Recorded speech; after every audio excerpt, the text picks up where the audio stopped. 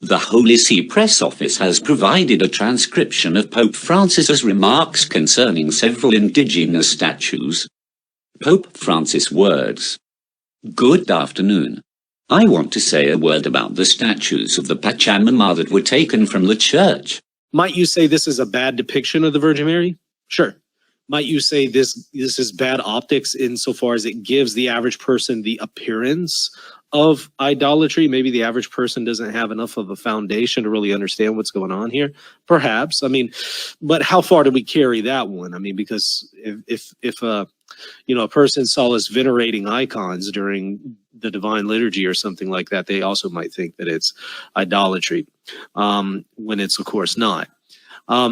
So I can kind of understand that argument, but let's not take that one too far. However, given that this is not very common to do, that is venerate the Virgin Mary under this appearance, under this symbol, I think that, again, it's not necessarily a good idea. So in my estimation, this was imprudent because the average person might be more used to us venerating icons, but they haven't seen this, most people haven't seen this image before and would not recognize this to be the Virgin Mary. So to use this as a symbol to depict the Virgin Mary, probably not the best idea. And of course, bowing to an image doesn't necessarily make it idolatry either, because we can venerate an icon of St. John the Baptist without worshiping him. So just them merely bowing to this and, things like that doesn't necessarily mean it is idolatry. Why are you in communion with a pope who worships demons? What does that say about you? Why are you in communion with a demon worshiping pope?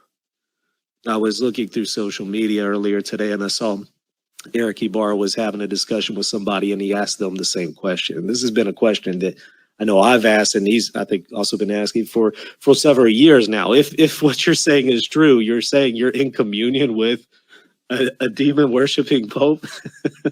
How does that work out for you? Why are you in communion with him?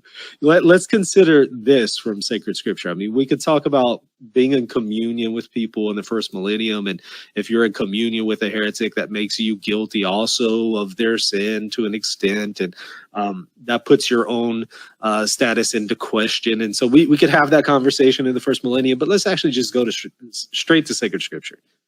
Here's what it says.